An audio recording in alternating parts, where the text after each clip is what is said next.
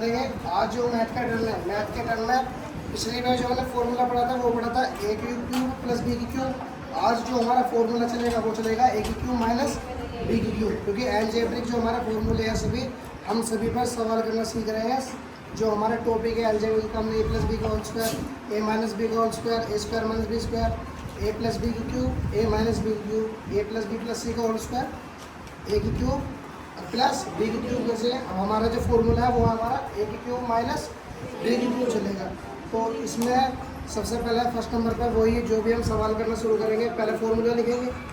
Formula लिखने के बाद जो हमारे सवाल में जो हमारी वैल्यू है फिर हम फॉर्मूले में पुट करके उसके बाद जो भी मतलब प्रोसीजर है सवाल का वो करना शुरू करेंगे। तो जो फॉर्मूला चलेगा वो चलेगा हमारा ए की क्यूब माइनस बी की क्यूब। अब जो हमारा सवाल है वो है हमारा 4m की क्यूब माइनस 7m की क्यूब।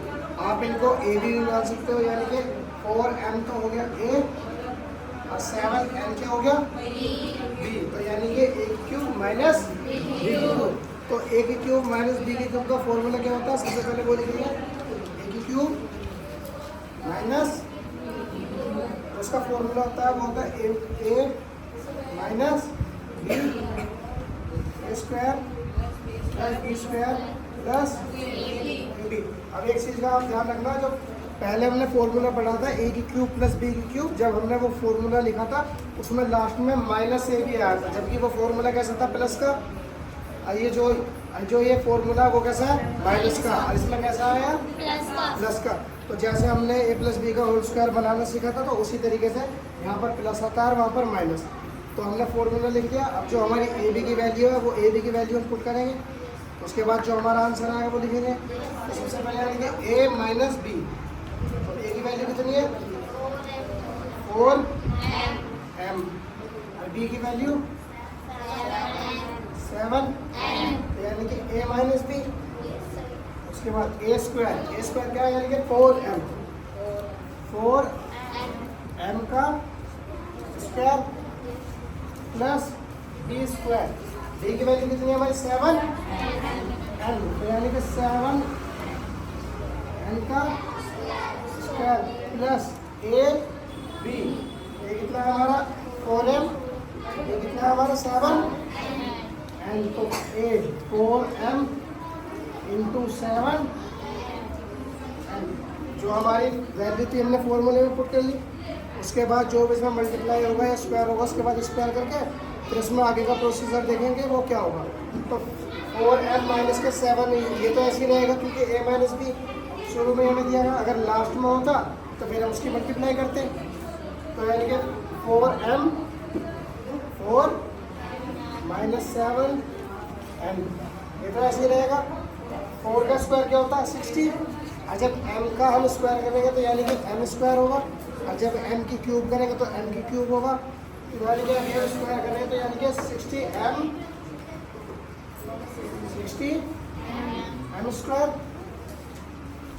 प्लस 7 का स्क्वायर कितना होता है 49, और जब n का हम स्क्वायर करेंगे तो यानी कि n स्क्वायर, यानी कि हम कह सकते हैं जब हम n की मल्टीप्लाई n में करेंगे तो n स्क्वायर होगा, और जब 7 की मल्टीप्लाई 7 में करेंगे तो 49, तो यानी कि इसका कितना होगा 49n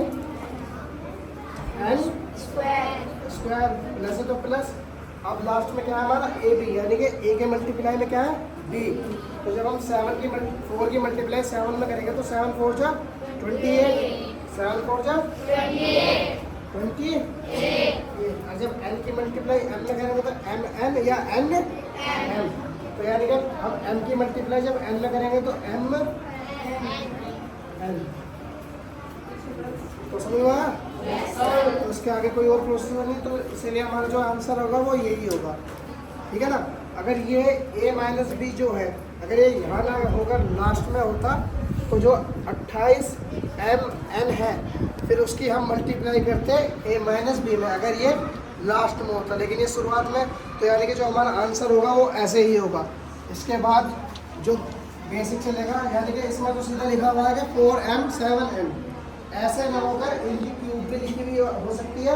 जैसे 4 की क्यूब होती है 64 और 7 की क्यूब होती है 343, ऐसे कि लिखा हुआ हो सकता है। उसको आप जो उनकी क्यूब लिखी हुई होगी नंबर की, उसको आप नंबर में कन्वर्ट करके उसके बाद भी आप फॉर्मूले में रख सकते हो, यानी कि जैसे 4 की क्यूब है 64, ठीक है ना, 64 m क्यूब। और 7 की क्यूब होती है 343 m क्यूब। यानी कि ये कब लिखा हुआ आता है, ये जब लिखा हुआ आता है जब हम किसी नंबर की क्यूब कर चुके होते हैं, क्योंकि m क्यूब आ रहा है, जैसे इसमें m स्क्वायर आ रहा है, तो यानी कि m स्क्वायर कब आया, ये m स्क्वायर जब था जब हमने इसका स्क्वायर करा, तो इसमें m क्यूब जब आया होगा जब हमने नंबर की क्यूब करी। तो यानी कि ये नंबर की क्यूब लिखी हुई है, अगर हम इसे नंबर में कन्वर्ट करेंगे तो वो आएगा हमारा 4m की पावर 3। 343 को जब हम नंबर में कन्वर्ट करेंगे तो वो आएगा हमारा 7m की क्यूब। इसमें से आप सवाल कोई से भी आ सकते हैं, या तो क्यूब भी आ सकती है या फिर नंबर में भी आ सकता है, लेकिन हमें पहचान कैसे करनी पड़ेगी, m की क्यूब हो। अगर m पे क्यूब है तो यानी कि इसकी हमने क्यूब करी हुई है। अगर m पे क्यूब नहीं है, पूरे पे क्यूब है, नंबर पे भी जो भी हमारा m n x y z a b c जो भी है उन पे भी क्यूब है, तो यानी कि हमें करना अगर ऐसा है 4m की होल क्यूब 7m की होल क्यूब, तो यानी कि हमें इसकी क्यूब उसका हम फॉर्मूले में करना है। अगर ऐसा है 64m की क्यूब माइनस 343 m क्यूब, तो यानी कि इसकी क्यूब हम कर चुके हैं, इसे हमें नंबर में कन्वर्ट करना है। समझ में समझ चुके? तो वैसे ही हम इस पर और भी सवाल करके देखेंगे, जो भी हमारे बेसिक है उससे मतलब धीरे धीरे हम स्तर पे लेके चलेंगे। समझ में समझ चुके? जिसे बोलते हैं हम कॉमन फैक्टर, ठीक, जो हमारी सारी डिजिट सेम आए। एक किन्हीं 2 या 2 से अधिक संख्याओं के उभयनिष्ठ खंडों को समापवर्तक फैक्टर कहते हैं, ठीक। उभयनिष्ठ किसे बोलेंगे हम? उभयनिष्ठ बोलेंगे जैसे हमने कई डिजिट ली है, ये 7 6 5 3 6 3 2 1, तो हमारी सेम डिजिट क्या हुई? 6 यहाँ भी है, यहाँ भी है, ठीक, 3 यहाँ भी है, यहाँ भी है, तो तुम्हारे निकल के 3 और 6 आ गए, ये निकल के आ गए, मतलब ये हमारे एक तरह से उभर के आ गए, ठीक। इसे बोलेंगे हम क्या? उभयनिष्ठ। उभयनिष्ठ हो गए। एक चीज़ और बोलते हैं हम इसे, उभयनिष्ठ इसकी जगह समापवर्तक की जगह सार गुणनखंड।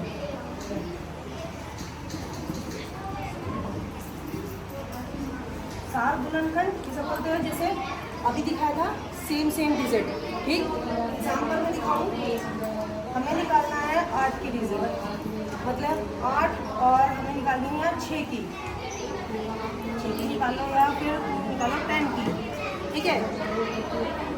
अब वो निकालो जो हमारा 8 कौन से टेबल से कट जाएगा, ठीक। 1 के टेबल में आता है, ओके। 2 के टेबल में हमारा 8 आता है, 3 के टेबल में 8 आता है, नहीं आता। 4 के में आता है, ठीक, 4 के टेबल में 8 आता है, 5 के में आता है, 6 के में आता है, 7 8, यानी कि वो अपने ही टेबल में आता है। यहाँ आता हमारा 10 1 के टेबल में आ गया।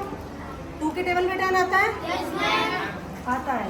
3 के में आता है 10, 4 के में आता है, 5 के में आता है, 6 के में आता है, 7 8 9, मतलब अब आया 10 में, यानी उसको अपने ही टेबल पे 10 आता है, ठीक।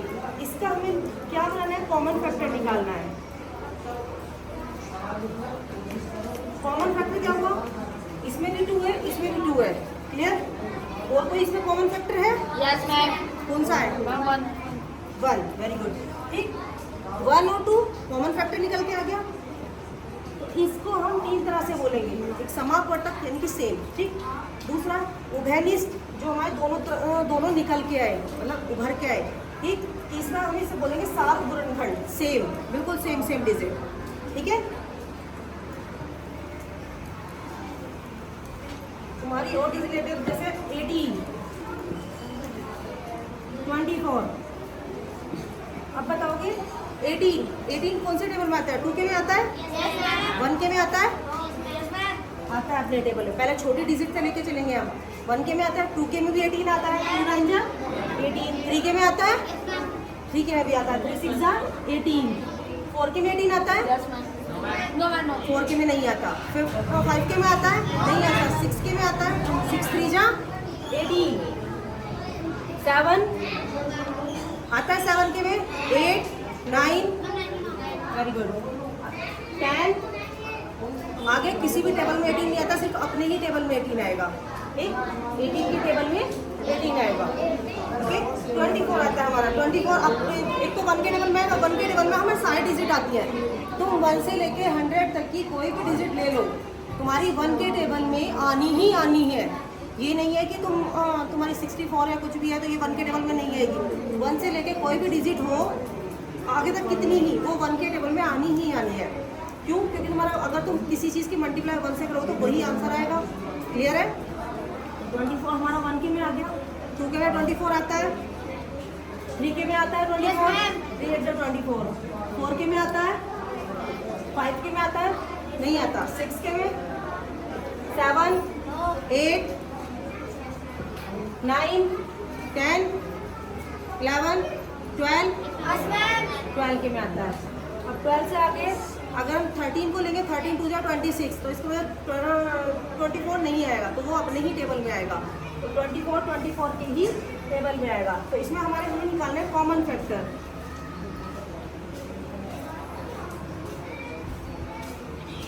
इसमें कॉमन फैक्टर क्या है? तुम्हारा 1 निकल के आ गया, दूसरा क्या है? 2, वेरी गुड। तीसरा क्या है? 3, वेरी गुड। चौथा क्या है? 6, वेरी गुड। और है आगे? नहीं है।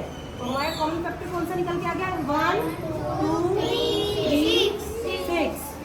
ये हमारे हुए समाप्त वर्तक यानी कॉमन फैक्टर या सार गुणनखंड, यानी कि जो हमारे सेम दोनों फैक्टर्स में निकल के हमें एक डिजिट आ रही है। दोनों फैक्टर्स में से दोनों डिजिट सेम है तो उसमें से हमने एक डिजिट निकाली है, तो हम उसे बोलेंगे समाप्त वर्तक या कॉमन फैक्टर या उभयनिष्ठ या सार गुणनखंड। क्लियर? कोई दिक्कत किसी को इसमें? Very good.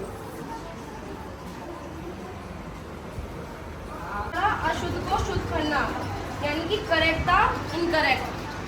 ठीक है, तो आज में हम पढ़ेंगे कि गलत चीज को कैसे सही किया जाता है, यानी कि गलत शब्द को सही शब्द में कन्वर्ट करना, यानी कि गलत चीज को सही शब्द में बदलना। यानी कि जैसे कि पढ़ते हैं प्राय 3 प्रकार की अशुद्धियाँ होती हैं। कितने प्रकार की अशुद्धियाँ होती है? 3 प्रकार की। नंबर एक मात्रा की अशुद्धि, नंबर 2 अक्षर की अशुद्धि और नंबर 3 वाक्य संरचना संबंधी अशुद्धि। मात्रा की अशुद्धि होती है यानी कि मात्राओं की अशुद्धि, यानी कि जो मात्राएं होती है ना, जैसे कि बंदर पेड़ में बैठा है, लेकिन ये गलत है बिल्कुल। क्या है? लेकिन ये बहुत गलत है। हमारी मात्रा की अशुद्धि मतलब मात्रा को कैसे शुद्ध करेंगे? बंदर पेड़ पर बैठा है, ऐसे नहीं बोलेंगे कि बंदर पेड़ में बैठा है, पेड़ में बैठा नहीं है, पर वो पेड़ के ऊपर बैठा है। ठीक है। दूसरी शब्द यानी कि अक्षर की अशुद्धि, जैसे कि इसमें है मेरा मामा कल गाँव जाएगा, ये तो बहुत गलत है। ये क्या है? ये अशुद्ध है, बहुत गलत है। यानी कि मेरे मामा कल गाँव जाएंगे, ये शुद्ध है। मेरे मामा कल गाँव जाएंगे, तो ये कौन सी भाषा होगी? अक्षर की अशुद्धि।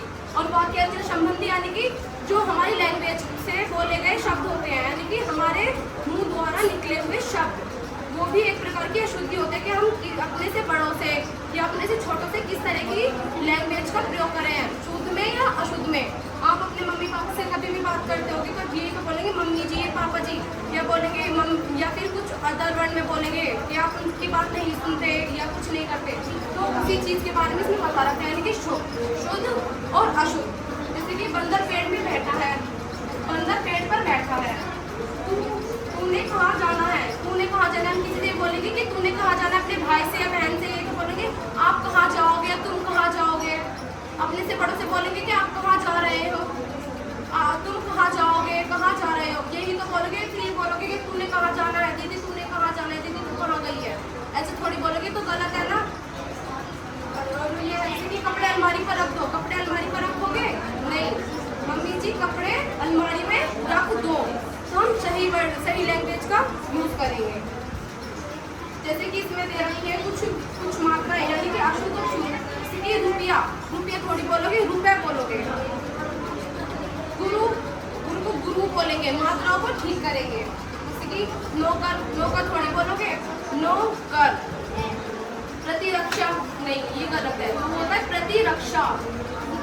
इसमें भी ये है मात्राओं का ज्ञान, यानी कि जो मात्रा है ना उस मात्रा को आप डाउन कर देते हैं, पर हमें वो मात्रा डाउन नहीं करनी, हमें उस वर्ड को गलत नहीं बनाना, यानी कि अशुद्ध नहीं बनाना।